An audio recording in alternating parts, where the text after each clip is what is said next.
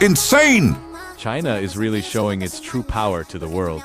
In 2025, they officially launched their most advanced home-built aircraft carrier, Fujian. And this isn't just any carrier, bro. It's equipped with EMALS, an Electromagnetic Aircraft Launch System.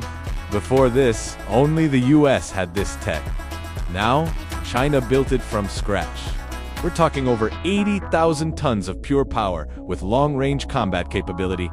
Fujian isn't just a military flex. It's a clear sign that China's ready to dominate global seas. This ain't local league anymore, bro. This is the world stage.